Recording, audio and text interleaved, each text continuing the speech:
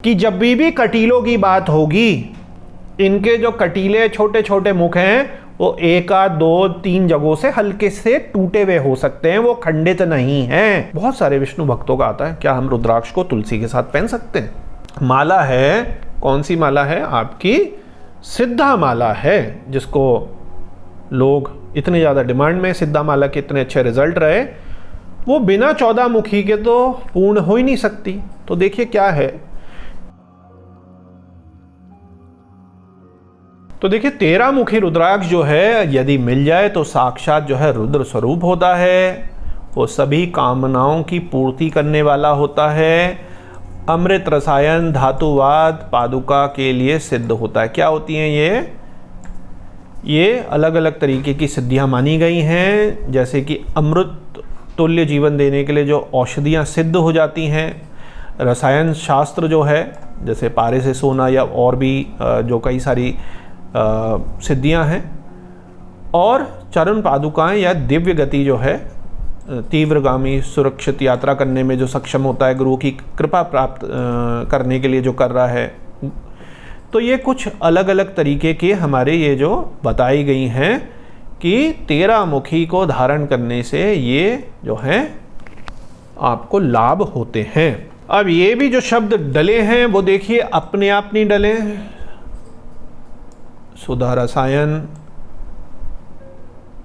धातु पादुका, ये देखिए। तो अब ये लोग तो छोड़ देते हैं अधिकतर, तो इनके क्योंकि जो तंत्र मंत्र यंत्र पुराना जो हमारा गूढ़ साहित्य है उसमें रसायन शास्त्र भी है, यौगिक जो हैं गतियाँ भी हैं, सिद्धियाँ भी हैं, तो कई सारी जो चीज़ें हैं वो छुपाकर इसमें रखी गई हैं। तो 13 मुखी क्या समझे आप इससे? अगर एज इट इज हम बात करें कि वो रुद्र स्वरूप होता है, शांति के लिए, सर्व कामनाओं को पूर्ण करने के लिए, अर्थ धर्म काम मोक्ष ही सबकी जो हैं अपनी अपनी कामनाएं हैं, इन कामनाओं की पूर्ति के लिए।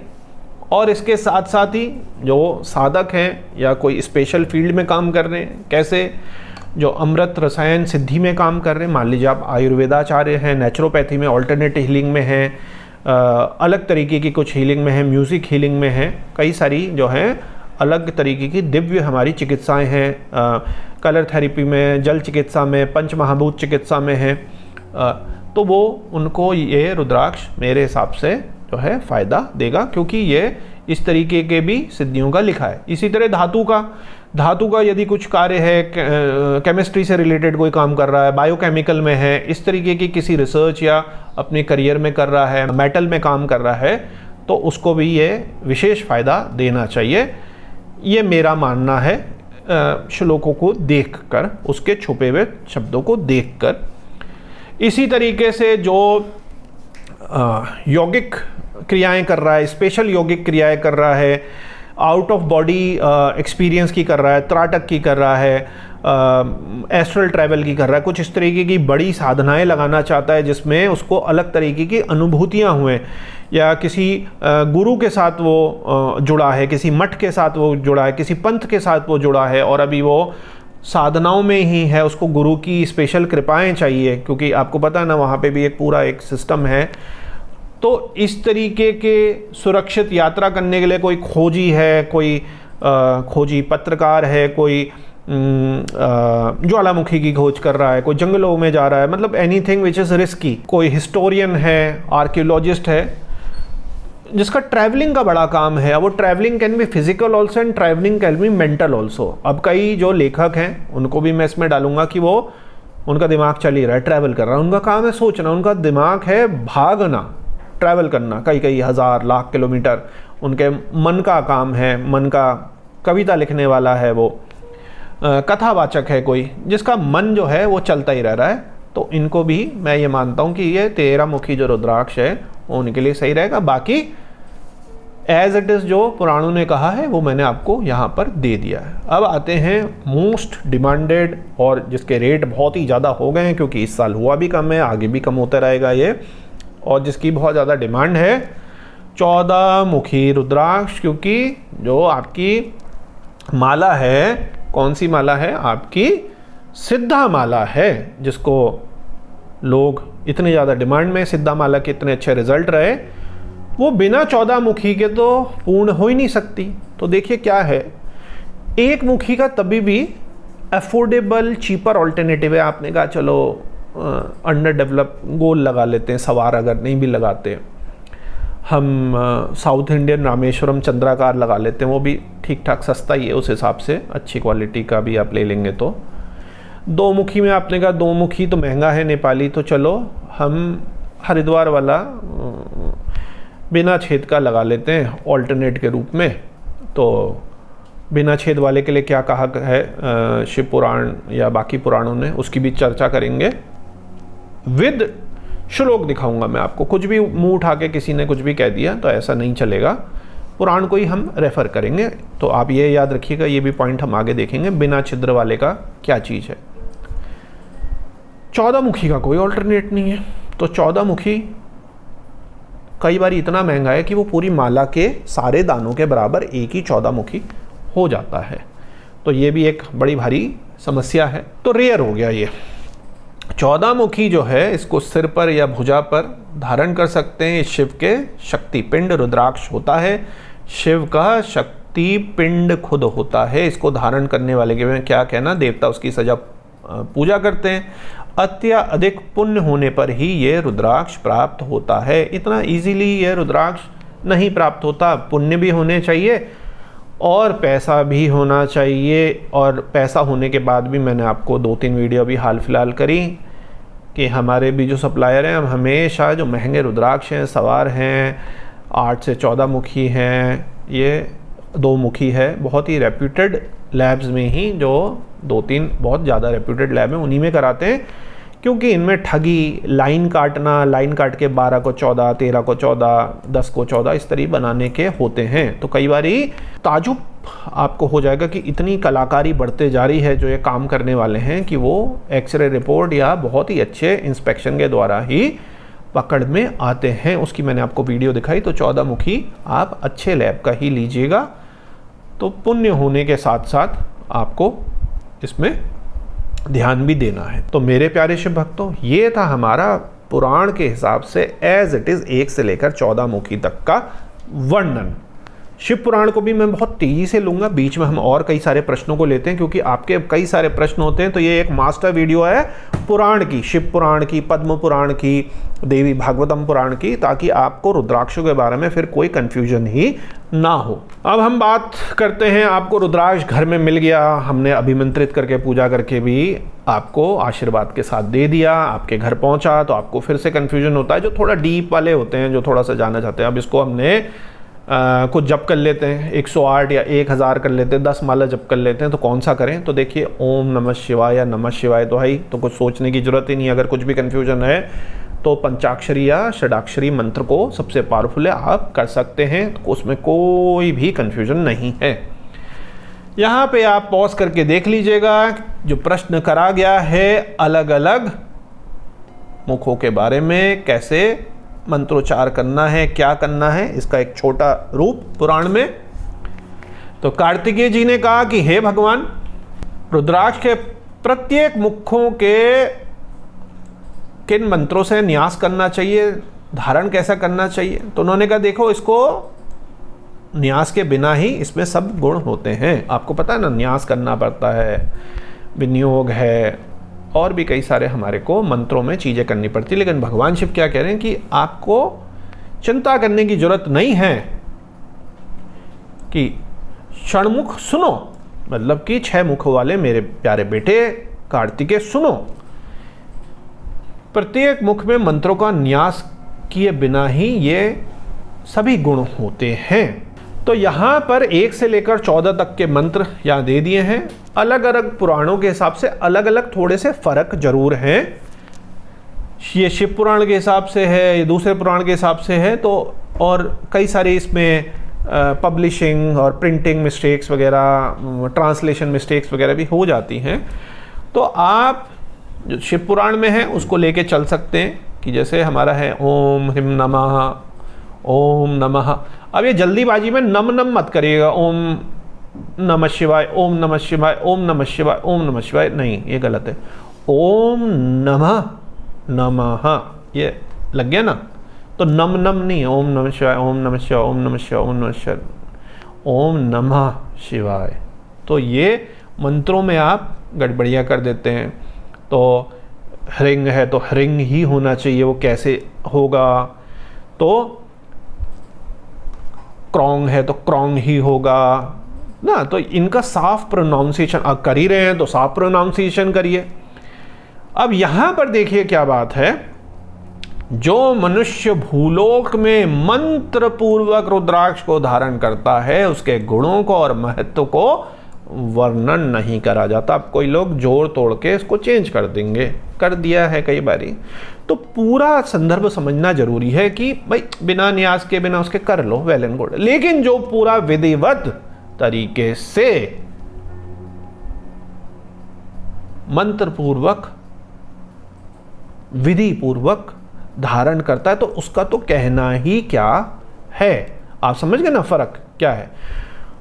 तो पूरे को आप समझा करिए कि ये मना नहीं करा के होता ही नहीं। अब लोग कह देंगे अरे उसकी तो जरूरत ही नहीं है। ना ना ना, अधूरा ज्ञान दे दिया आपने, अधूरा ज्ञान दे दिया कि कर सकते हैं, उसमें गुण रहते हैं, लेकिन अगर आप वैसे कर लेंगे तो उसकी तो बात ही क्या है, उसके महत्व का तो वर्णन ही नहीं करा जा सकता।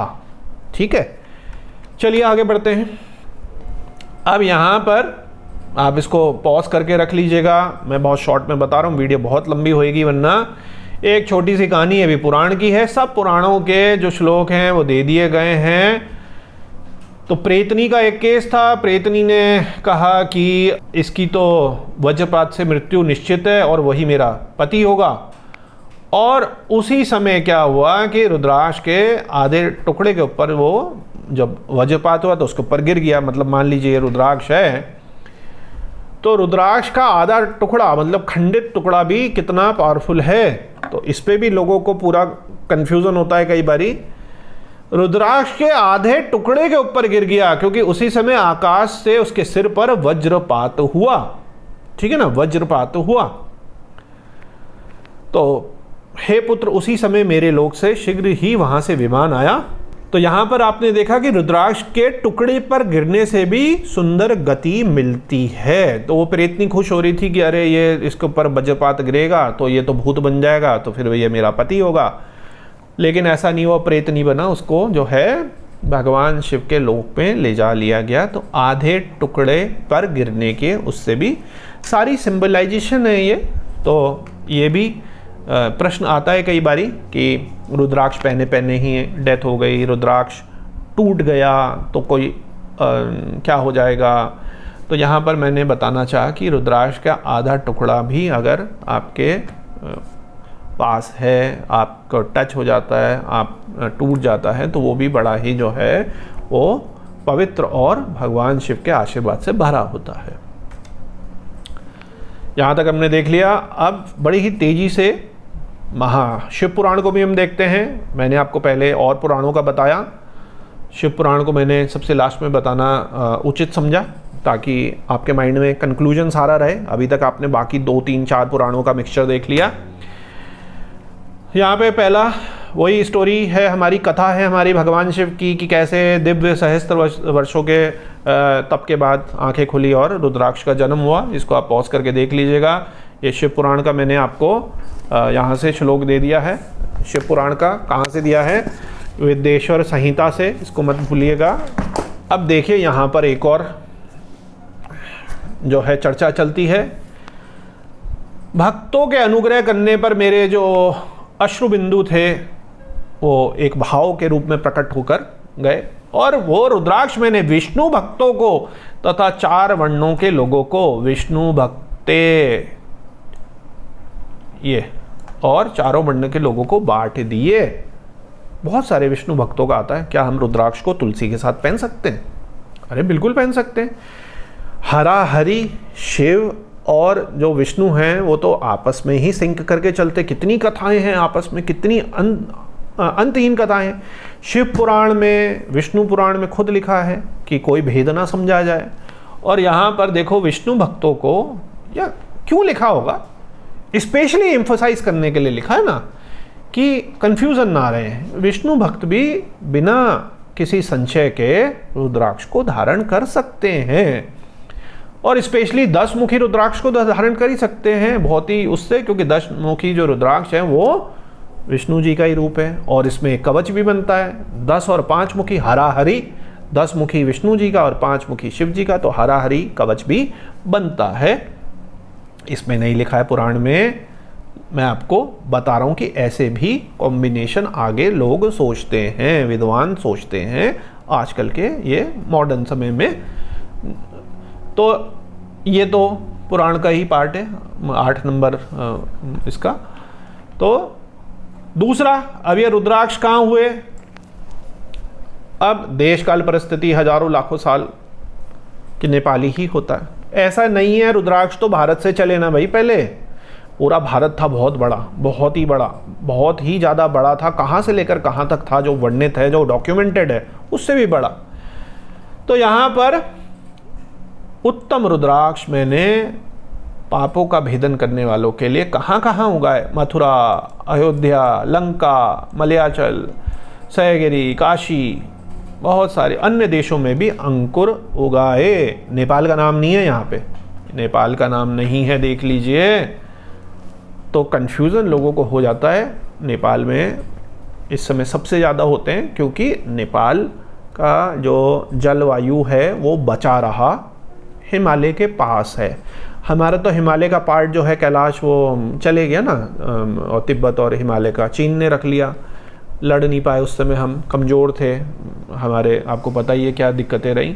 तो यहाँ पर मैंने थोड़ा सा एक्सप्लेन कर दिया है कि आज के हिसाब से अगर हम सर्च करें तो जो पीछे श्लोक में लिखा है गौड़ देश कौन से हैं, पश्चिम बंगाल का क्षेत्र, मालदा का, मथुरा तो आपको पता ही है कहाँ है, अयोध्या, लंका आपको पता ही है लंका, मलयाचल आपको पता है कहाँ है, केरल, तमिलनाडु, सयागिरी कहाँ है आपको पता ही है, महाराष्ट्र, गोवा, कर्नाटका, केरल, काशी आपको पता ही है। अन्य देश जैसे नेपाल, उज्जैन, कामाख्या, हिमालय क्षेत्र, उत्तराखंड, ये माने गए। अन्य क्षेत्र यहाँ पर शिव पुराण में उस तरीके से स्पेसिफिकली नहीं लिखे गए, लेकिन कहा गया कि अन्य देशों में भी ये फैले, लेकिन मेन नाम जो था वो ये था।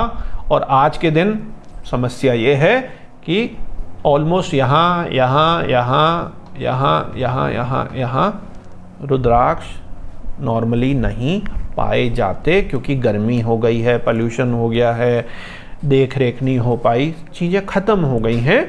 250 से ज़्यादा प्रजातियां हैं रुद्राक्ष की, जिसमें से बड़े कन्फ्यूज़न, बड़े शेपों का कन्फ्यूजन होता है। तो सारे जो है मानने वाले ये मानते कि जो गोल और कटीला और नेचुरल छेद का, ये जो हम आगे देखेंगे पुराण में जो लिखा गया है, उससे जो मोस्ट क्लोजली रिजेंबल करता है वो एलोकैर्पस ग्रैनिटस है, और उसके आगे भी ROXB।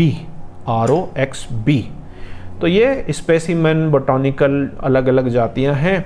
इसी में जो साउथ इंडियन है वो अलग हो गया, मान लीजिए वरुणा हो गया वो, या हरिद्वार वाला एक अलग आगे का एक्सटेंशन लग गया। एलोकैर्पस तो है, लेकिन वो कुछ और सब स्पीशीज़ उसकी है।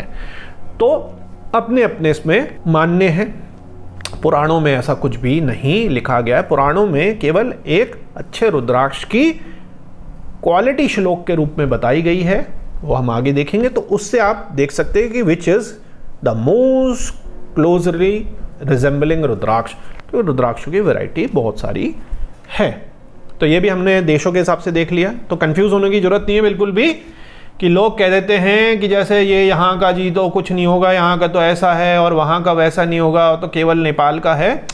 ऐसा नहीं है, ऐसा कहीं भी नहीं है। आप श्लोक को देख लीजिए, ठीक है ना, ये वाले श्लोक को आप देख लीजिए।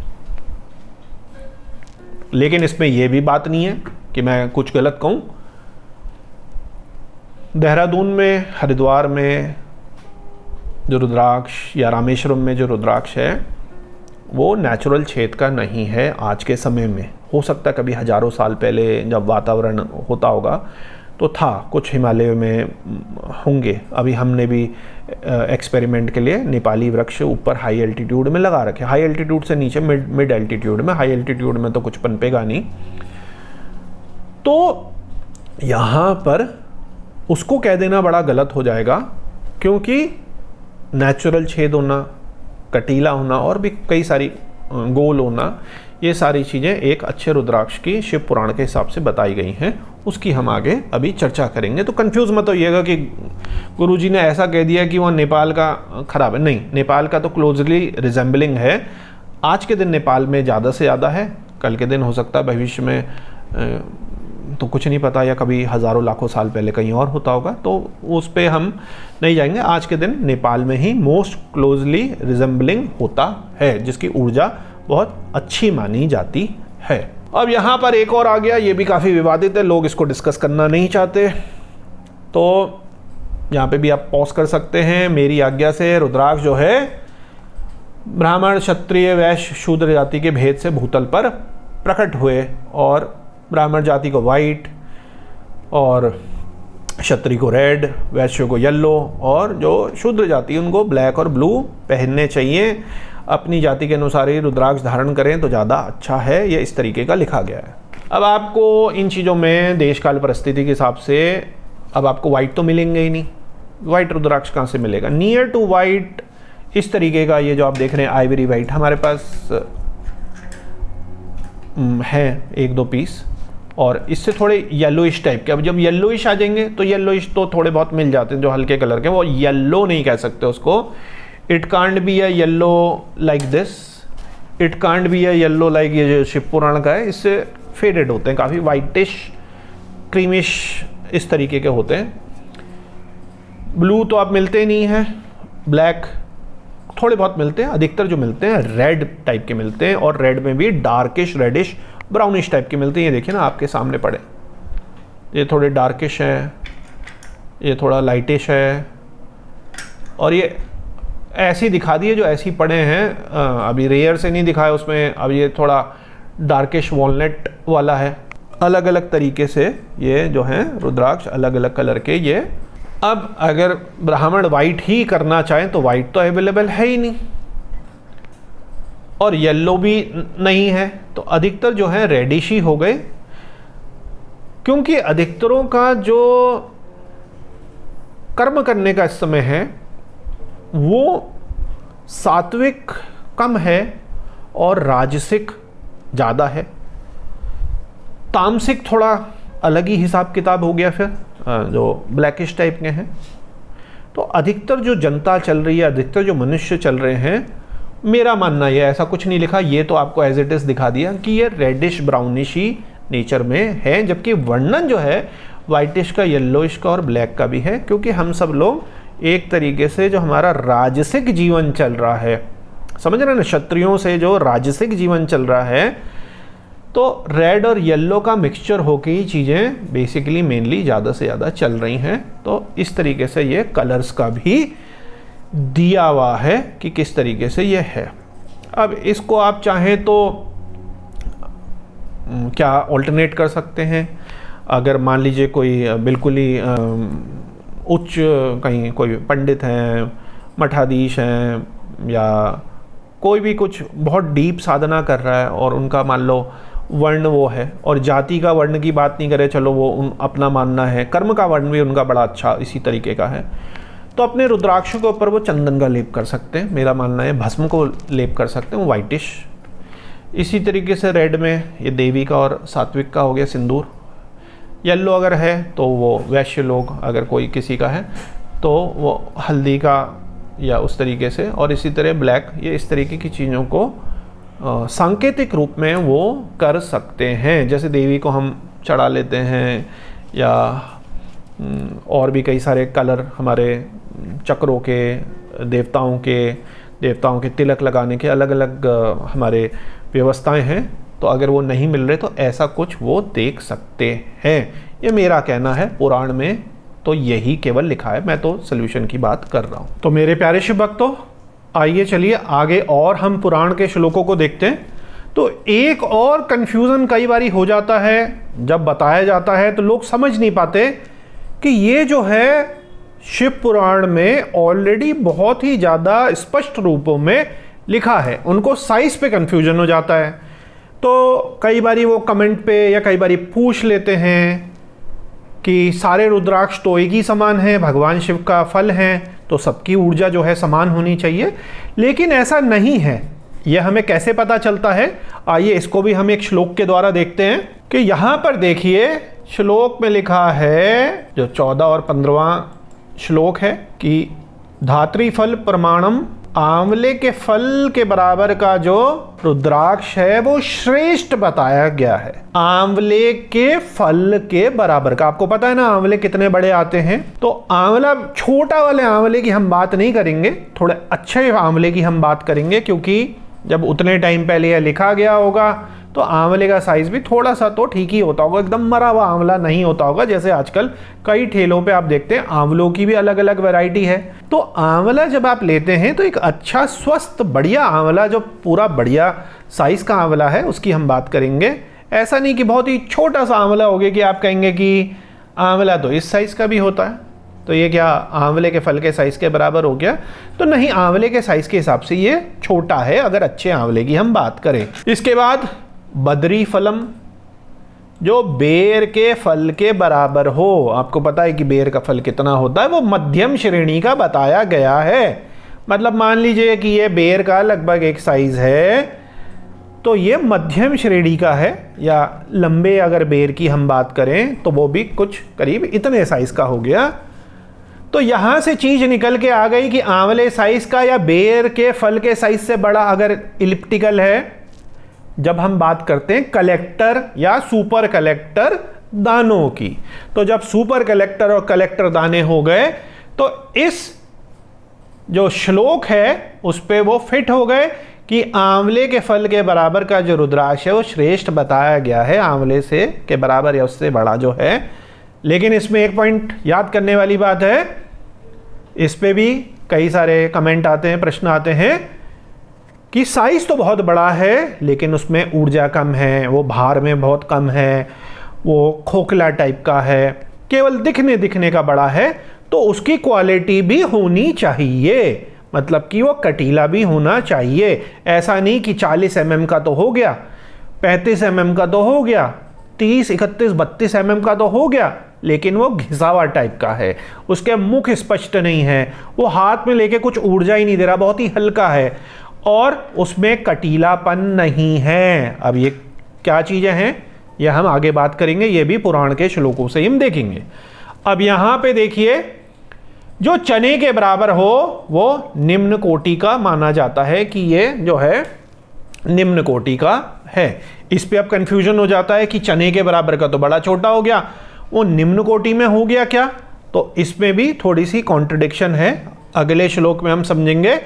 हे पार्वती, इनकी उत्तमता को परखने के लिए और भक्तों की हित कामना के लिए मैं आपको और आगे बताता हूं कि जो रुद्राक्ष बेर के फल के बराबर होता है, ठीक सा फल देता है, उत्तम फल देता है, मध्यम फल देता है, उच्चतम फल नहीं देता है। रुद्राक्ष आंवले के फल के बराबर होता है, हम पहले भी देख चुके हैं, तो समस्त तो जो आपके अरिष्ट हैं उनका विनाश करने वाला होता है। अब जब हम बात करते हैं तथा जो गुंजा फल के समान बहुत ही ज्यादा छोटा होता है, वो संपूर्ण मनोरथों और फलों की सिद्धि करने वाला होता है। मतलब कि जो मिनी साइज का होता है, नेपाली रुद्राक्ष की अगर हम बात करते हैं तो रेयर आ गया। आपको मैंने बताया कि 19-20 mm जो है, इवन 18 mm जो है, वो नॉर्मल एक अधिकांश बहुतायत में पाया जाता है। 23, 24, 25 तक मिलेगा, फिर 26, 27, 28, 29, 30, उससे ऊपर रेयर होते चले जाते हैं। और उसकी भी एक लिमिट है कि उस लिमिट के आगे वो उस साइज़ का बहुत ही ज़्यादा मुश्किल हो जाता है। इसी तरीके से 18 से अब नीचे को आना करते हैं, मान लीजिए 17, 16, 15, तो ये कम निकलेंगे इस साइज़ के। 15 से नीचे 14, 13 और कम, बड़ा साइज़ हो गया रेयर। 12, 11 ये साइज़ और रेयर हो गया, और उससे नीचे तो एक्सट्रीमली रेयर हो गया। इसलिए बहुत छोटे साइज़ों में लोग काम नहीं करते, क्योंकि वो जब मिलेंगे ही नहीं तो उनमें काम करके जिनका रुद्राक्ष का काम है उनको क्या मिलेगा? ऐसा कुछ नहीं मिलेगा। तो कोई खासकर उन चीज़ों पे नहीं लगता है, क्योंकि वो अवेलेबल ही नहीं है। लेकिन यहां पर लघु का जो है तथाधिक फल प्रदः, वो अधिक फल देगा। छोटा सामान का लेकिन फल ज़्यादा देगा। ये रुद्राक्ष जैसे जैसे छोटा होता है वैसे वैसे अधिक फल देने वाला होता है। एक छोटे रुद्राक्ष को जो विद्वान हैं वो मानते हैं कि 10 गुना अधिक फल देने वाला होता है। यहाँ पर सिचुएशन आप समझिए पहले और दूसरे श्लोक की। जब रेयरिटी की तरफ वो चले जाए, अब ऐसा नहीं कि 20 mm में तो 18-17 हो गया, नहीं, जब हम रेयर की तरफ जा रहे हैं, बहुत छोटे की तरफ जा रहे हैं, तो ये जो चीज़ें हैं ये एक्टिव होंगी। और बाकी तो आपको पता ही है कि रुद्राक्ष धारण करना हमेशा बहुत ही फलप्रद है। तो ये तो ऑलरेडी एक श्लोक लिखा है, आगे हम देखते हैं। बहुत ही ज़्यादा इंपॉर्टेंट, क्योंकि इसमें रुद्राक्ष की पूरी परिभाषा छुपी हुई है। मैंने आपको बताया कि 250 से ज़्यादा किस्म के एलोकैर्पस जातियों के अलग अलग वैरायटी हैं, स्पीशीज़ हैं। जब हम बॉटनिकल बात करते हैं, उसकी स्पीशीज़ की बात करते हैं, तो भगवान शिव कहते हैं, हे देवी, समान आकार प्रकार वाले, क्या चीज़ है, समान आकार प्रकार वाले, कुछ अटपटे अजीब से डिसबैलेंस अनबैलेंस, तो समा स्निग्धा मतलब चिकने, जिसको छूने में चिकनाई पता चले, शुष्क ना हो, सुदृढ़ मजबूत गुड ठोस।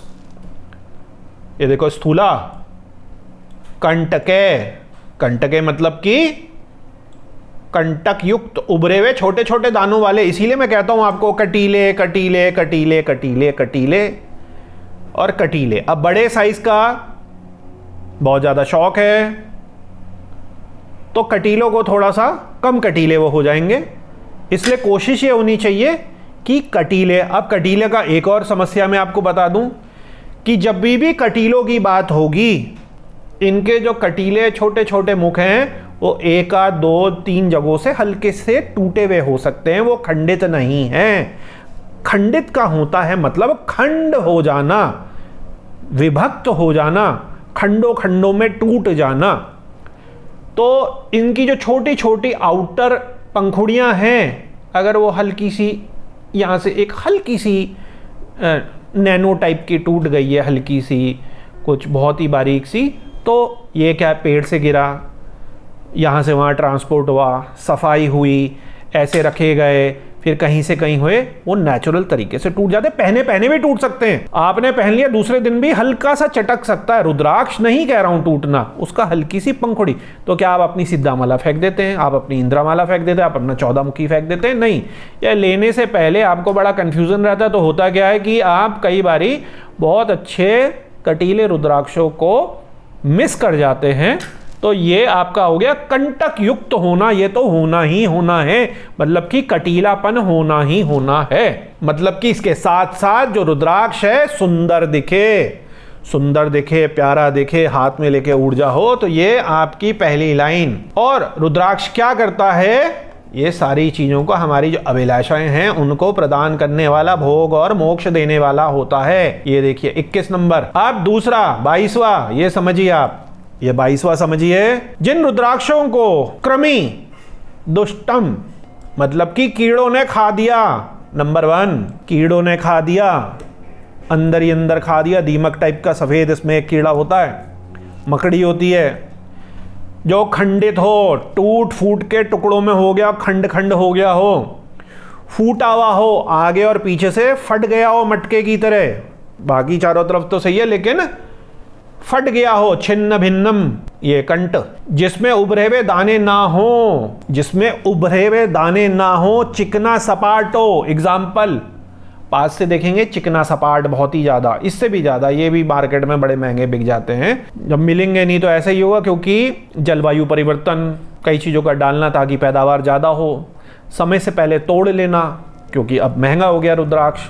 तो नेपाल के किसानों को भी चिंता होती है, पेड़ में लगा है, पूरा हो गया, कोई चोर ना ले, एक एक दाना आपको पता है कितना महंगा, और उसमें गलती से 14 मुखी चुर जाए, सवार चुर जाए, क्योंकि कुछ ज़्यादा पता नहीं है और हायर मुखी के शेप से थोड़ा आइडिया तो लग ही जाता है, तो ये थोड़े टाइम पहले ही तोड़ लेते हैं। सबसे पहले जो है हायर मुखी से ही टूटते हैं।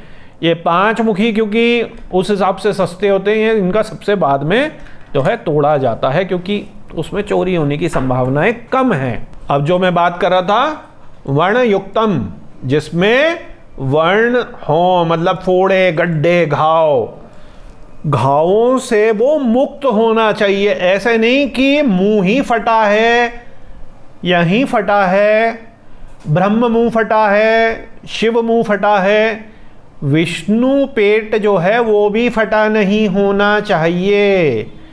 तो इसमें घाव, गड्ढे बिल्कुल ही खतरनाक नहीं होने चाहिए। जो पूरा पूरा गोल ना हो, जो पूरा पूरा गोल ना हो, वो वर्जित, मतलब उनको त्याग देना चाहिए। 1, खंडित 2, फूटा 3, उभरे दाने कांटे नुमा ना हो 4, जिनमें गड्ढे फोड़े वगैरह हो 5, जो पूरा गोल गोल टाइप का ना हो 6। तो ये जो है रुद्राक्ष, इनको त्याग देना चाहिए, टेढ़े मेढ़े बैंगे अजीबोगरीब तरीके के। इसीलिए आपने देखा होगा कि शिव पुराण में 1 से लेकर 14 मुखी तक ही वर्णन है अच्छे ढंग से रुद्राक्षों का।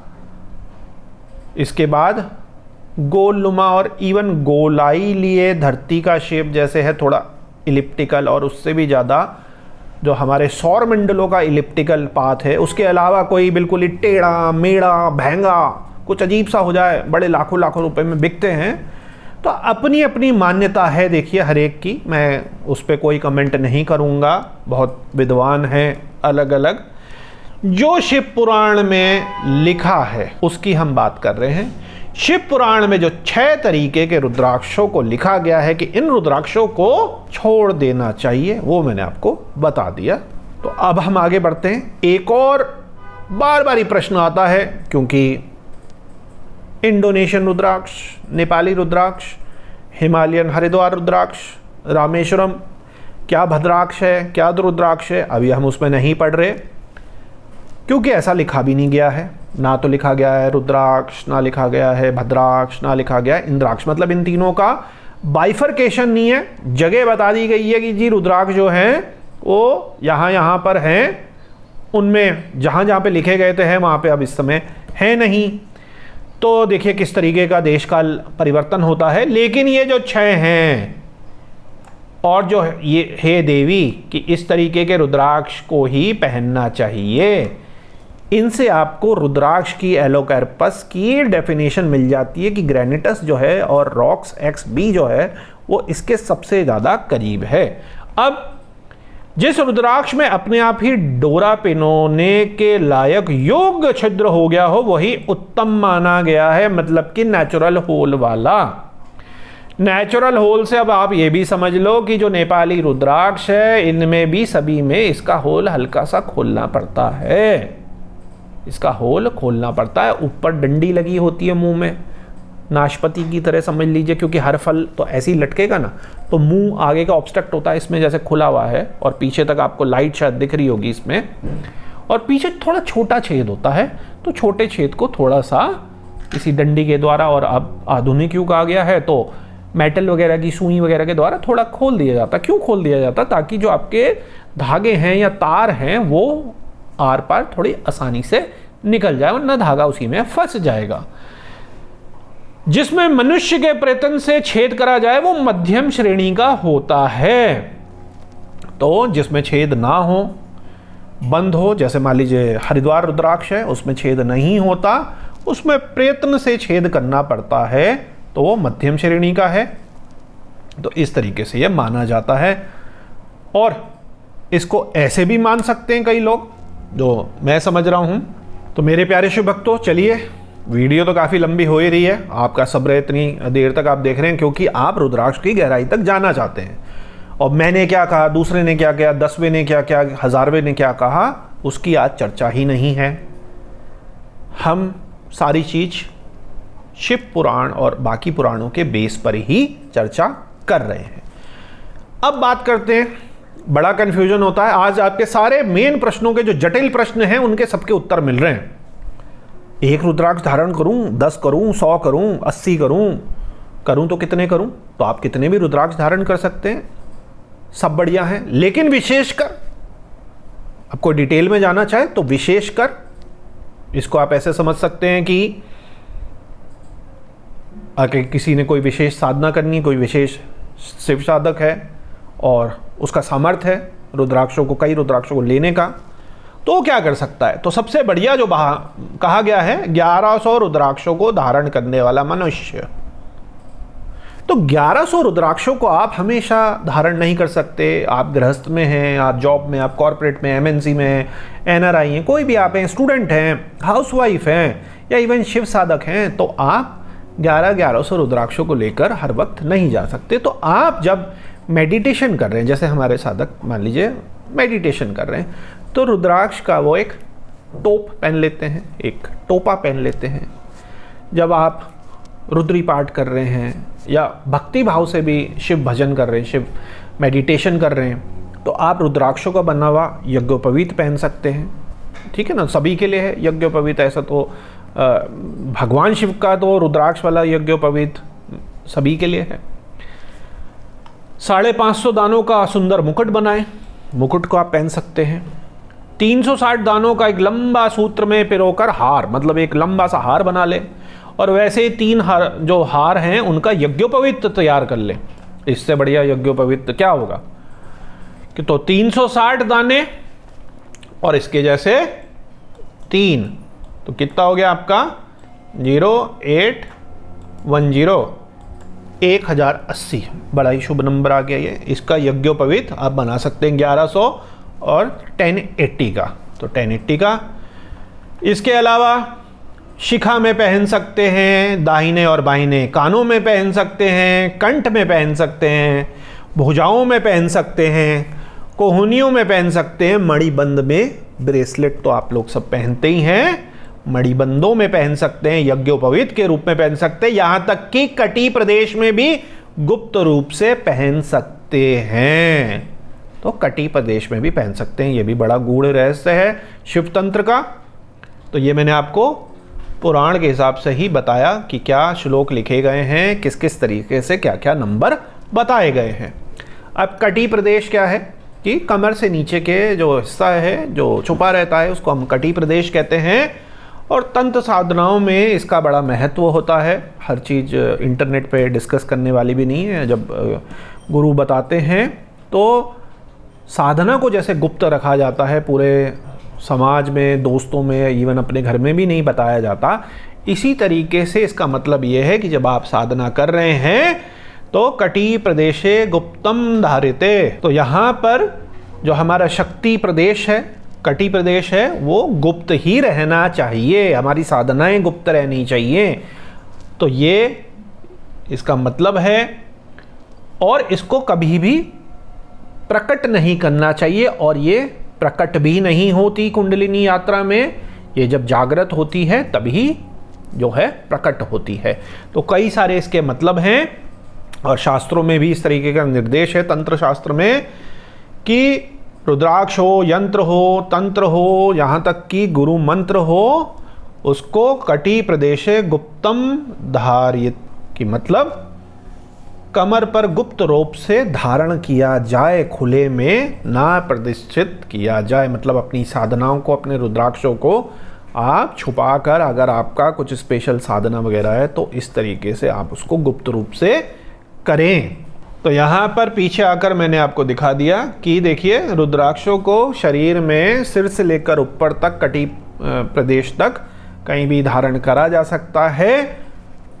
और भगवान शिव के तो आपने देखा होगा कि पैरों में भी है, तो पैरों में यूजली जो है हम लोग उस तरीके से नहीं पहनते, क्योंकि भगवान शिव का वो आशीर्वाद है। तो कोशिश यही होती है, सबसे अच्छा क्या है कि अपने जो है हमारी भुजाएं हैं, हमारा मस्तिष्क है, हमारा जो गर्दन है, हमारा जो हृदय है, इसके पास हम रखें, अपने हृदय के पास रखें, और साधना के समय में हम अपने सिर पर उसको ग्रहण करके करें, ताकि हमारे पर जो है ईगो है, जो अभिमान है, वो क्या कहते हैं हमारे को डिस्टर्ब ना करे, और जो हमारा मेन जो हमारे चक्र हैं वो हमारे जो हैं थोड़े से ऊर्जावान हो, हमारी साधना में हेल्प करें।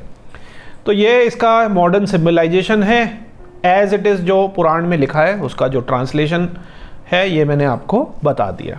तो मेरे प्यारे शिव भक्तों, आगे के पन्नों में भी ये जो श्लोक हैं आगे संख्याओं पर ही चल रहे हैं, इनको हम जल्दी से देखते हैं। वही भगवान शिव कहते हैं कि इस तरह मैंने 1100 रुद्राक्षों को धारण करने की विधि बता दी है। इतने रुद्राक्ष प्राप्त ना होने पर शिखा पर 1 आप कर लीजिए, सिर पर 30 आप कर लीजिए, ठीक है ना, गले पर 50 मतलब मालाएं 50 आप धारण कर लीजिए। तो बड़ा कन्फ्यूजन कई बार हो जाता है, लोग बड़े कन्फ्यूज रहते हैं, कोई कुछ कह देता है कोई कुछ कह देता है। 108 + 1 की जो माला है वो जप में अधिकतर हम इस्तेमाल करते हैं। उसका लॉजिक ये है कि 27 हमारे नक्षत्र हैं, एक सुमेरु है, उसको उल्लांघना नहीं है, तो वो 27 हो जाएं। तो हम जप कर रहे हैं तो हर नक्षत्र में उसका जप कर लिया, इस तरीके की विद्वानों की पुरानी मान्यता, इसीलिए वो 27 पे टिका हुआ है। अब 27 का दूना 54, तो 54 की भी आप माला पहन सकते हैं, 27 की जपनी आप पहन सकते हैं, जपनी छोटी सी 54 दानों की माला यदि साइज सही आपके गले में आ जाएगी। फिर आपका 81 इतने ज़्यादा प्रचलन में नहीं है, लेकिन 81 भी पहनते हैं क्योंकि 27 थी यहाँ 81, और उसके बाद 27 चौको 108, तो 108 आपके हो गया टोटल। तो 108, 81, 54 और 27। लेकिन इसके अलावा भी आप देखेंगे कि भगवान शिव ने खुद ही गले में 50 भी कहा है, 54 तो नहीं कहा है। तो आप इन चीज़ों पे ज़्यादा मत फंसिए। 108 का वैसे भी मतलब क्या है, हम जब आप बड़े मंत्र जप करते हैं ना तो आपको एक्स्ट्रा जप तो करने ही हैं। अरे उसमें बंद लग जाते हैं, छींक आ जाती है, जमाई आ जाती है, प्राणायाम करना है, माइंड इधर से उधर डाइवर्ट हो गया। तो 108 में वैसे भी ये मान के चल रहे हैं कि 8 आपके ऐसी हैं, 100 के जोड़े ले लेके आप मोटा मोटी चल रहे हो। 108 में तो आपका 108 में ध्यान भी नहीं लगेगा उतना ज़्यादा। तो यहाँ पर खुद ही गले में 50 हैं, इसलिए ज़्यादा दिक्कत में मत पड़िएगा कि कभी कम हो गया कभी ज़्यादा हो गया। तो इतना ज़्यादा कि उतना फंसने की ज़रूरत नहीं है। भुजाओं में 16, मणिबंध में 12, स्कंदों में 500 और 108 रुद्राक्ष की माला बनाकर यज्ञोपवीत के रूप में भी धारण कर सकते हैं। अब आपने देखा पहले 1080 उसका 1/3 360 की भी पहन सकते हैं, और 108 का भी यज्ञोपवीत टाइप का पहन सकते हैं। 108 में तो आ नहीं पाएगा, बड़ा लंबा क्योंकि वो होता है। तो लेकिन उस तरीके से अगर नहीं मिल पाए तो यहाँ पर ये अन्य अलग अलग प्रकार से अलग अलग जो है रुद्राक्ष धारण करने के नंबरों को दिया गया है। और इस पे अब सारी चीज़ें आगे पीछे हो गई। अब जैसे आपकी कंठा मालाएँ हैं, 32 + 1 की भी बन रही हैं, 45 की भी कई लोग पहनते हैं।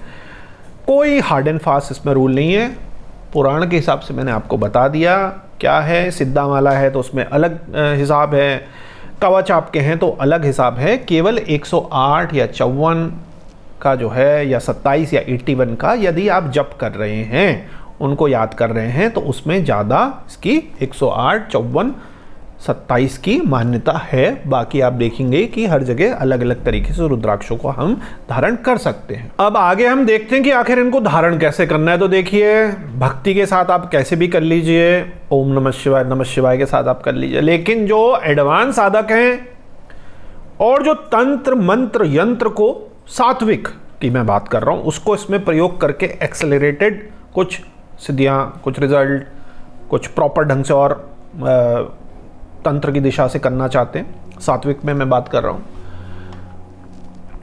इसको तामसिक में भी लोग करते हैं, क्योंकि जैसे हमारा अघोर संप्रदाय है, हमारा और भी कपालिक है। तो सिर पर ईशान मंत्र से, कान में तत्पुरुष, गले और हृदय में अघोर मंत्र से रुद्राक्षों को धारण करना चाहिए। तो इस तरीके से भी ये है। और 5 से भी आप धारण कर सकते हैं, जो हमारे 5 हमारे भगवान शिव के मुख हैं उनके हिसाब से भी आप कर सकते हैं। और अघोर बीज मंत्र को लेकर आपको दोनों हाथों में रुद्राक्ष धारण, उदर में वामदेव मंत्रों से, इस तरीके से अलग अलग जो है तंत्र के हिसाब से भी, मंत्र के हिसाब से भी अलग अलग इसमें बताया गया है। और कैसे आप सज्जोत मंत्रों से, ब्रह्म मंत्रों से, अंग मंत्रों के द्वारा रुद्राक्ष को 3, 5, 7 मालाएं धारण कर सकते हैं, अथवा मूल मंत्र नमः शिवाय से ही आप इसको धारण कर सकते हैं, जैसे कि मैंने आपको शुरुआत में बताया। यह है मूल मंत्रेण धार्यते, यह है मूल मंत्रेण धार्येत। तो इसको भी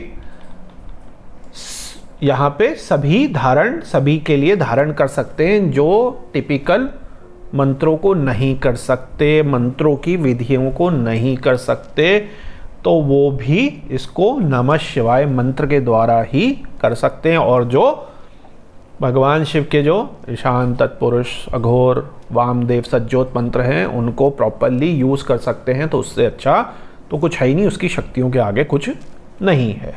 तो मेरे प्यारे शिव भक्तों, अब जो आप देख रहे हैं, जो मैंने पिछले साल भी बताया था और भर भर के कमेंट आते हैं, अधिकतरों के तो अच्छे आते हैं लेकिन कईयों के खूब सुनाते हैं वो कि कैसी बात आप कर रहे हो, शमशान में रह के तो मांस खा रहे हैं, तो वो क्या गलत है? भाई वो अघोरी हैं, आप गृहस्थ में पूरे मजे ले रहे हो, आपने संसार नहीं छोड़ा, आपने संन्यास नहीं लिया, आप इतने बड़े अघोरी की तरह शमशान में नहीं रह रहे, आपने सब कुछ नहीं त्यागा, आप तप तपस्या यम नियम अघोर की तरह नहीं कर रहे, कपालिक की तरह नहीं कर रहे, आप समझ रहे ना, आप नाथों की तरह नहीं कर रहे।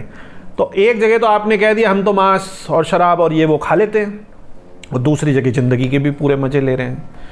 तो अपने सुख के लिए आपने चीज़ों को पिक कर लिया। ऐसे ही देवी भागवत पुराण से भी लोग ले लेते हैं, ये देखिए कि शराब और मांस खाने वाले भी धारण कर सकते हैं। उन्होंने कहा कर सकते हैं ताकि उनके पाप कर्म कट जाएं और उनको सद्बुद्धि आ जाए। ये नहीं कहा कि खा के रुद्राक्ष धारण करके खाते रहो और खूब खाओ, फर्क है। तो आधा श्लोक दिखाया या उसका मतलब चेंज कर दिया। आप खुद सोचो ना कि अगर मैं ये कह रहा हूं कि ये है, और मैं आपसे ये भी कहता हूं कि हमारी संस्था रुद्राक्षों को देती है, बेचती है, एक तरीके से कहा जाएगा, तो आज के दिन तो 70-80% जो है नॉनवेज और शराब वाले हैं। अगर मैं उनको कह रहा हूं कि भैया ये मत करो, तो लोग कहते हैं आप तो डरा रहे हैं। उस डराने से क्या हमें कोई फ़ायदा मिलेगा? अगर नुकसान होगा ना, उतने सारे लोग थोड़ा घबराएंगे रुद्राक्ष लेने में, आप समझ रहे हैं? तो कोई भी रुद्राक्ष बेचने वाला ये नहीं कहेगा जो मैं कह रहा हूँ, वो कहेगा हाँ हाँ कुछ नहीं होता, तो लेते हैं ना, खाते हैं ना, शराब पीते हैं ना, देवी भागवतम में भी लिखा है, शमशान वाले भी खाते हैं। नहीं, ऐसा नहीं है, वरना शिव पुराण में ये नहीं लिखा होता।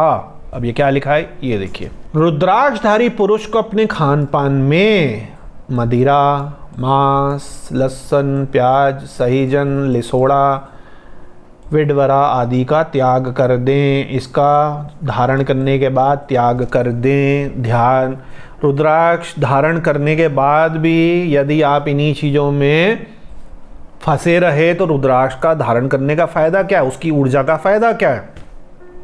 और स्पेशली आपको खाना खाइए। जो शिव साधक हैं वो तो कृपया, जो शिव साधना कर रहे हैं, तो मदिरा आप दूसरे के कंट्रोल में हैं, अलग अलग प्रकार के ऐसे एक्सटर्नल चीज़ों का प्रयोग कर रहे हैं जिससे आपका मन एक जगह लग जाए, तो what is the use of meditation और ध्यान? क्योंकि कहीं भी किसी में भी पतंजलि योग सूत्र से लेकर हठ योग में ऐसा नहीं कहा गया कि आप एक्सटर्नल चीज़ों को लेकर ध्यान लगाइए, मतलब कि ड्रग्स को लेकर, चाहे वो सूखा हो या गीला हो, नशा, आपके अंदर से ये इस तरीके का जो है ध्यान लगना चाहिए, ना कि किसी बाहरी मदद को लेके। 2 बोतल शराब को पी के या कोई पाउडर खा के या कोई सोटा लगा के, तो वो तो आपका ध्यान नहीं लगा। वो तो फिर जो रेव पार्टी हो रही हैं, ट्रांस पार्टी हो रही हैं, उसमें अलग अलग तरीके की ड्रग्स है, तो वो भी ऐसी स्थिति में 2-2, 3-3 दिन के लिए चले जाते हैं। इवन नाली में पड़े हुए भी आपने देखा होगा, पूरे घूमते रहते हैं, आपने 10 बार ही देखा, वहीं पड़े रहते हैं। एक वो योग की आध्यात्मिक स्थिति नहीं है, वो तो पतन है, वो तो पतन है। तो वो छोड़िए। तो रुद्राक्ष धारण करने वालों को अपने आहार में भैया शराब, मांस, लहसुन, प्याज, अब इसमें भी एक बड़ा विवाद हो जाता है कि अरे आप ऐसा कह रहे हो लहसुन प्याज ये तो साइंटिफिकली प्रूवन है कि this is very good as per Ayurveda, और ये है एंड वो है, और लहसुन से तो क्या कहते हैं ब्लड प्रेशर कंट्रोल होता है, और प्याज is also good for body. देखो शिव पुराण में जो लिखा है वो आपके सामने लिखा है, यहाँ पे लिखा हुआ है, ये देखिए माना ये जाता है कि ये अपच्य वाले जो हैं पदार्थ हैं, अपच्य पदार्थ हैं, जैनियों के वहाँ तो है, हिंदुज़म में भी है। इसको पचाने में पेट को बहुत ज़्यादा एफर्ट करने पड़ते हैं, ये क्लिष्ट पदार्थ हैं और इससे जो आपकी तामसिक प्रवृत्तियाँ हैं वो जागृत होती है। अब आप लगे तो हैं साधना में और जैसा आप खाओगे वैसा आपके अंदर जो है चीज़ें चलती हैं, ये तो बात आप नोट कर लीजिए। ये भी फिर साइंटिफिकली प्रूवन है। और गट के भी इंटेलिजेंस होती है। अब आप जब साइंस की बात कर रहे हैं तो मैं फुल साइंस की बात करता हूँ और इसको आप अच्छी यूनिवर्सिटीज़ की जो रिसर्च है उसमें कर लीजिए, कोई हवाई बात नहीं है कि the gut also has its own intelligence. ये तो अब प्रूवन हो चुका है माइंड के अलावा। तो गट में आपके जो मेन केमिकल्स हैं वो भी बनते हैं, ठीक है। तो यहाँ पर मना करा गया है कि अगर आप छोड़ सकें तो लहसुन प्याज को भी छोड़ दें ताकि आपकी साधना में सात्विकता ही रहे, तामसिकता नहीं हो, क्योंकि साधना में तो पतन बार बार ही होना है। 1 करोड़ लोग, 10 लाख लोग अगर साधना करेंगे तो सबके सब साधक थोड़ी बन जाएंगे, सबकी सिद्धियां थोड़ी हो जाएंगी। तो स्पेशली यदि आप साधक हैं तो इसको तो पूरे ढंग से आप चलिए। मोरिंगा में तो देखा आयुर्वेद का लेटेस्ट वेस्टर्न में कितना यूज़ हो रहा मोरिंगा। हमारे ही कई जान पहचान वालों ने मोरिंगा के कई एकड़ों के खेत कर रखे। Moringa tea, moringa powder, fitness gym वाले वो that is only for aesthetic चीज़ के लिए वो कर रहे हैं। आयुर्वेद और ये प्रोटीन और एस्थेटिक और फ्लैट टमी एंड ग्लैमरस दिखना, इन सब चीज़ों में फ़र्क है। तो वहाँ पे है लिसोड़ा आपका हो गया और जंगली सुअर का मांस, ये भक्षण है, इसका भक्षण करना वर्जित है।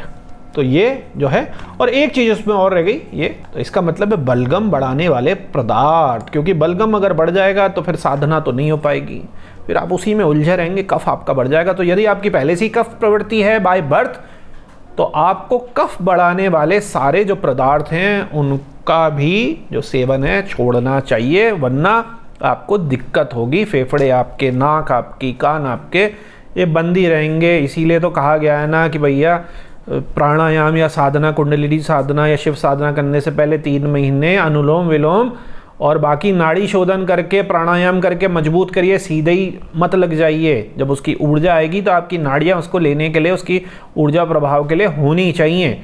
गर्मियों से पहले जैसे बिजली की लाइनें सही करी जाती कि लोड अब ज़्यादा आने वाला है, तो लोग ऐसे ही चालू हो जाते, फिर उनका विकृतियाँ हो जाती हैं कई सारी। तो ये एज इट इज़ आपके सामने है, शिव पुराण क्या कह रहा है ये मैंने आपको बता दिया। अब मेरे प्यारे शिव भक्तों, चलिए फिर से और आगे के देखते हैं।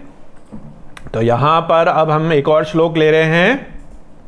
ये थोड़ा सा जो संन्यास जीवन जी रहे हैं या यूथ है वो स्पिरिचुअलिटी से जुड़ना चाहता है, साधना से जुड़ना चाहता है, तो सभी पहन सकते हैं। पहले तो ये समझिए केवल सन्यासी ही नहीं, ब्रह्मचारी, वानप्रस्थी, गृहस्थ, सन्यासी, सबको नियम पूर्वक रुद्राक्ष धारण करना उचित है, ठीक है ना, सबको करना उचित है।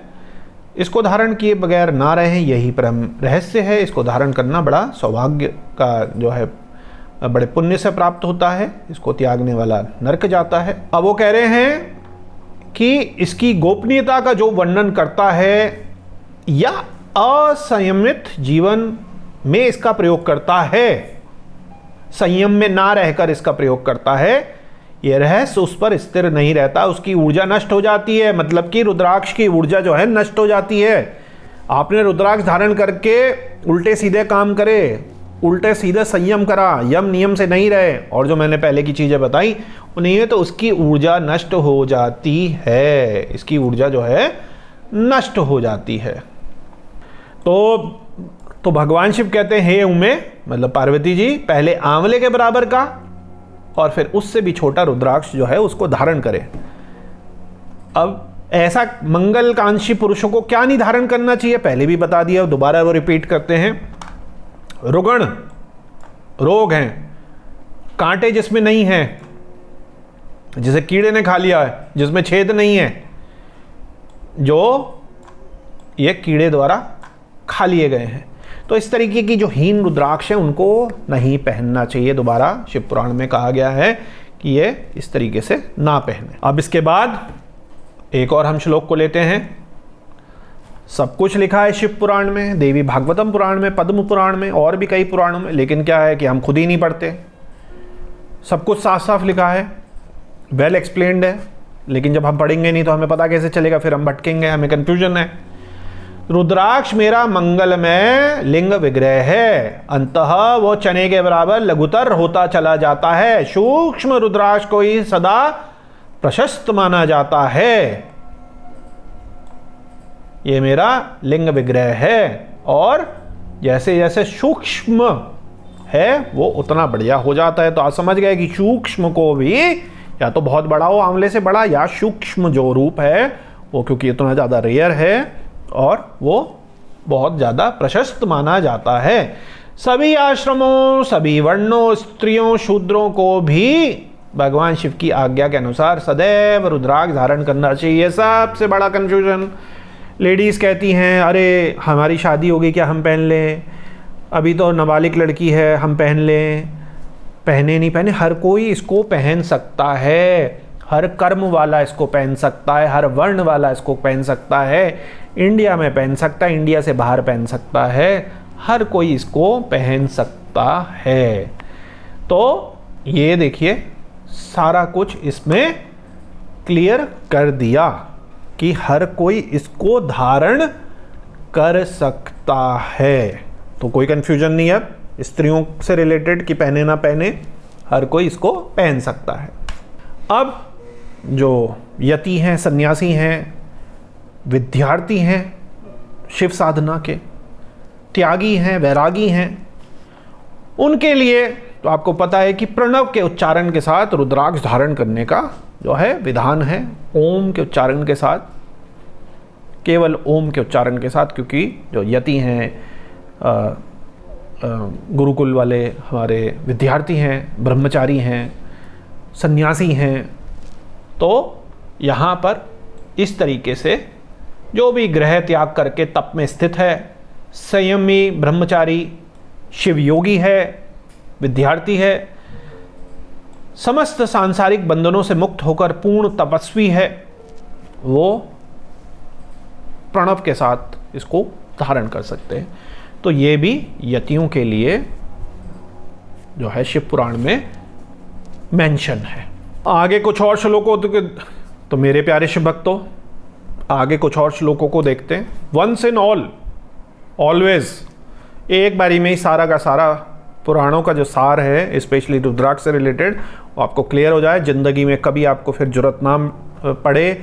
और आगे जो आपसे जुड़े हुए लोग हैं, बच्चे हैं, युवा हैं, परिवार के बड़े बुजुर्ग हैं, सबको ये चीज़ बताइए। मणि की उपेक्षा रुद्राक्ष के द्वारा मंत्र जप करने से करोड़ गुना पुण्य होता है, और उसको धारण करने से 10 करोड़ गुना पुण्य लाभ होता है। तो ये भी कन्फ्यूजन होता है। तो ये भी कई बारी कन्फ्यूजन होता है कि क्या करें क्या ना करें, जप किससे करें। रुद्राक्ष की माला से मंत्र जप करने में विशेष जो है फायदा होता है। यहाँ पर हाँ, स्पेसिफिक तंत्र के हिसाब से, कोई डिज़ायर है आपकी, कोई विशेष ग्रह के हिसाब से, कुछ विशेष देवता के हिसाब से आप ज़रूर अलग अलग मुखी जो रुद्राक्ष के हैं उनको ले सकते हैं, उनसे जप कर सकते हैं। जैसे अग्निदेव या मंगल है तो 11 मुखी माला, 3 मुखी माला, ये ज़रूर कर सकते हैं। ऐसा यहाँ नहीं लिखा है, ऐसा उसको फर्दर हम समझने की कोशिश कर रहे हैं। और इसी तरीके से ये भी कहा गया है कि जैसे मंगल के जप है तो मूंगे की माला से, या किसी चीज़ के लिए स्फटिक की माला से, कमलगट्टे की माला से, वो भी अपनी जगह एप्लीकेबल है। लेकिन रुद्राक्ष की जो माला है, यदि आपको कोई दिक्कत है तो हर प्रकार के जो जप हैं वो रुद्राक्ष की माला से आप कर सकते हैं, और धारण करने से और जप करने से वो और भी ज़्यादा जो है उसका फ़ायदा है। अब इसके साथ ही एक और हम श्लोक देखते हैं कि त्रिपुंड को लगाकर रुद्राक्ष से सुशोभित होकर जो महामृत्युंजय जप करता है उसको रुद्र दर्शन का विशेष फल प्राप्त होता है। और महामृत्युंजय जप तो हफ्ते में कम से कम एक बारी आधे घंटे निकालकर हर किसी को करना या सुनना चाहिए, क्योंकि अकाल मृत्युओं के इतने ज़्यादा योग हो रखे हैं और जगह जगह आप देखते हैं कि बहुत ज़्यादा इशू हैं। तो इसको अपने जीवन में बहुत ही एक मेन टाइम आ चुका है अभी कलयुग में कि हमें महामृत्युंजय जप का सहारा तो इस समय सबसे ज़्यादा लेना ही चाहिए। ऐसा नहीं कि जब मरणासन कोई हो जाए तभी, पहले से ही आप लीजिए। ऐसा थोड़ी कि आप बिल्कुल जब कंडीशन ही ख़राब हो गई तभी उसका आप प्रयोग करेंगे, तो पहले भी आप करिए। और भगवान शिव से केवल स्वार्थ के लिए ही नहीं, जो निष्काम भक्ति उससे भी आप जुड़े रहिए। अब यहाँ पे देखिए, हे प्रिय पंचदेव प्रिय और वैष्णव, मतलब कि किसी को भी मानने वाले, चाहे वो वैष्णव हैं या पंचदेव प्रिय हैं, मतलब कि आप समझ रहे हैं ना, सूर्य, गणपत्य, देवी, आपका शैव, इस तरीके से जो हमारे 5 पंच देव हैं और वैष्णव हैं, ये सभी इसमें धारण कर सकते हैं रुद्राक्ष की माला। समस्त मंत्रों का जाप कर सकते हैं, सर्व मंत्रा, ये देखिए प्रिय, सभी मंत्रों का जाप कर सकते हैं। इवन किसका कर सकते हैं? विष्णु आदि देवताओं के भक्त भी निसंदेह इसको धारण कर सकते हैं। और रुद्र भक्तों के लिए तो विशेष रूप से ये धारण करना आवश्यक है। तो बिल्कुल भी आप गणपति वाले हैं, सूर्य वाले हैं उपासक, देवी के उपासक हैं, कोई चिंता की बात नहीं। वैष्णव उपासक हैं, सभी रुद्राक्षों को कर सकते हैं और शिव भक्त के लिए तो कंपलसरी है। आगे के श्लोकों पे चलते हैं और थोड़ा रैपिडली हम आगे बढ़ेंगे, क्योंकि ये ऑलमोस्ट सारी चीज़ अब आगे होने वाली हम डिस्कस कर चुके हैं। और पुराणों में जहाँ रुद्राक्ष की पूजा होती है वहाँ से लक्ष्मी दूर नहीं जाती, सारे स्थान के उपद्रव नष्ट हो जाते हैं, समस्त मनोकामनाएं पूर्ण होती हैं। हे पार्वती, रुद्राक्ष के अनेक प्रकार हैं, उन भेदों का मैं वर्णन करता हूँ। अब आप उनका परिचय भक्ति भाव से सुनो। अब मेरे प्यारे शिव भक्तों, ये बहुत ही ज़्यादा फिर से इंपॉर्टेंट आ गया, जिसके लिए आप अधिकतर रुके हैं। 1 से 14 मुखी शिव पुराण क्या कहता है? बहुत ही तेज स्पीड में हम चलेंगे, क्योंकि इसकी बहुत ज़्यादा डिटेलिंग और मॉडर्न इंटरप्रिटेशन मैंने मोटा माटी कर दी है। 1 मुखी रुद्राक्ष भगवान शिव का स्वरूप है, मोक्ष देता है, भोग देता है, दर्शन मात्र से ही ब्रह्म हत्या का पाप नष्ट हो जाता है। 2 मुखी रुद्राक्ष देवेश्वर कहा गया है, समस्त कामनाओं को और फलों को देने वाला है, विशेष रूप से गौ हत्या का पाप नष्ट करता है। तीसरा, 3 मुखी रुद्राक्ष साक्षात साधन का फल देने वाला है, उसके प्रभाव से सारी विद्याएं जो हैं प्रतिष्ठित हो जाती हैं। चौथा मुखी रुद्राक्ष, 4 मुंह वाला रुद्राक्ष साक्षात ब्रह्मा का स्वरूप है, ब्रह्म हत्या के पाप से मुक्ति दिलाता है, उसके दर्शन और स्पर्श से धर्म, अर्थ, काम, मोक्ष, इन चारों पुरुषार्थों की पूर्ति हो जाती है। अब हम आते हैं पंचमुखी रुद्राक्ष पर। पंचमुखी रुद्राक्ष साक्षात काल अग्निरुद्र स्वरूप है, ये सबको मुक्ति देने वाला है और संपूर्ण मनोवांछित फल देने वाला है। पंचमुखी रुद्राक्ष आगे में स्त्री के साथ गमन और पापशन्न भक्षण से उत्पन्न सारे पापों को दूर करता है। तो यदि आपने गलती से कुछ पाप वाला खा लिया है या कुछ गलत संबंध कर लिए हैं, तो इसके पापों को वो दूर करता है। छठा, 6 मुखों वाला जो रुद्राक्ष है कार्तिकेय का स्वरूप है, यदि इसको दाहिनी बाह में धारण करा जाए तो वो ब्रह्म हत्या आदि जो पाप हैं उनसे मुक्त हो जाता है। 7 मुखी रुद्राक्ष, 7 मुखी वाला रुद्राक्ष जो है अनंग नाम से प्रसिद्ध है, उसको धारण करने से दरिद्र भी ऐश्वर्यशाली हो जाते हैं। 8 मुखी रुद्राक्ष, इसको धारण करने से जो मनुष्य है पूर्ण आयु होता है, अष्टमूर्ति भैरव रूप है ये, तो ये इसका मेन जो है बेनिफिट। 9 मुखी रुद्राक्ष, 9 मुखी रुद्राक्ष को भैरव तथा कपिल मुनि का प्रतीक माना गया है, या जो 9 रूप धारण करने वाली दुर्गा हैं उनको माना गया है नवरूपा महेश्वरी। तो यहाँ पर देखिए देवी का स्वरूप आ गया जो पहले नहीं था, यहाँ पे क्लैरिटी हो गई। हाथों में लेकर जो नवमुखी रुद्राक्ष को धारण करता है वो निश्चय ही मेरे समान सर्वेश्वर हो जाता है, इसमें संशय नहीं है, मतलब उसका शक्तिशाली हो जाता है। 10 मुखी रुद्राक्ष, अब है 10 मुखी रुद्राक्ष, साक्षात भगवान विष्णु का स्वरूप है, उसको धारण करने से मनुष्य की संपूर्ण कामनाएं पूर्ण हो जाती हैं। 11 मुखी रुद्राक्ष, 11 मुखी रुद्राक्ष जो है वो रुद्र स्वरूप है, इसको धारण करने से मनुष्य सर्वत्र विजयी होता है। अब है 12 मुखी रुद्राक्ष। 12 मुखी रुद्राक्ष जो है धारण करने से जो 12 आदित्य हैं वो विराजमान हो जाते हैं, मतलब यश कीर्ति आपकी फैलती है। सूर्य से संबंधित जो भी आपके काम, बिजनेस, जॉब, रोजगार, बाकी हेल्थ वगैरह है उस पर फायदा होता है, इसका ये मतलब होना चाहिए।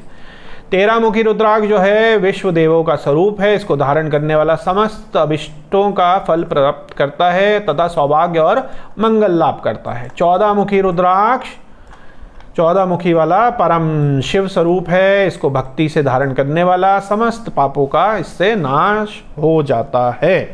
तो ये बहुत ही तेज में मैंने आपको बताया 1 से लेकर 14 मुखी एस पर शिव पुराण के हिसाब से क्या क्या इसके जो हैं अलग अलग मुखियों के मतलब हैं। तो मेरे प्यारे शिव भक्तों, आज की वीडियो का पूरा मतलब था वो यही था कि हम पुराणों में जो लिखा है उससे इधर उधर ना हो, जो पुराणों में जैसा है वैसा ही आपको बिल्कुल हूबहू बताएं, ताकि कुछ भी आपके माइंड में कन्फ्यूजन ना हो और आप जो है अच्छे ढंग से चीज़ों को पौराणिक तरीके से समझ सकें। आपके यदि कोई प्रश्न हैं तो नीचे कमेंट सेक्शन में लिख सकते हैं। जब कई सारे अलग अलग तरीके के कमेंट शिव पुराण 1 से 14 मुखी के लिए जमा होंगे तो कोशिश होगी उन सभी को एक दिन लेकर उसकी वीडियो बनाकर आपको उसके उत्तर दें अंत। तो मेरे प्यारे शिव भक्तों, यदि आपके फिर भी कोई प्रश्न रह गए हैं तो आप नीचे कमेंट सेक्शन में लिख सकते हैं। यहाँ पर मैं आपको याद दिला दूं कि पुराणों के अलावा न्यूमरोलॉजी, एस्ट्रोलॉजी, वास्तु और भी कई सारी तरीकों से किस तरीके से अधिकतर विद्वान जो हैं कैसे रुद्राक्षों को धारण करा जाए, किन मुखियों का धारण करा जाए, किन कॉम्बिनेशनों का धारण करा जाए और हम कैसे बताते हैं, इसकी ऑलरेडी 2 वीडियो बनी है, प्लेलिस्ट में देख लीजिएगा। बहुत ही जल्द इसकी एक मास्टर क्लास आ रही है जिसमें इसका वर्जन 2 आएगा। उसमें कई सारी चीज़ें ऐड कर दी हैं हमने, पुराणों का हिस्सा भी उसमें एडेड है, लेकिन अब उस वीडियो से हम हटा देंगे क्योंकि आज मैंने इस वीडियो के द्वारा आपको बहुत ही अच्छे ढंग से, विस्तृत ढंग से पुराण वाला सेक्शन जो है कंप्लीट कर दिया है। ये भी उसी का ही पार्ट बनेगा। अब मैं मिलूंगा आपको किसी और वीडियो में, तब तक भोलेनाथ से यही विनती है कि आप पर और आपके परिवार पर कृपा करें। ओम नमः शिवाय।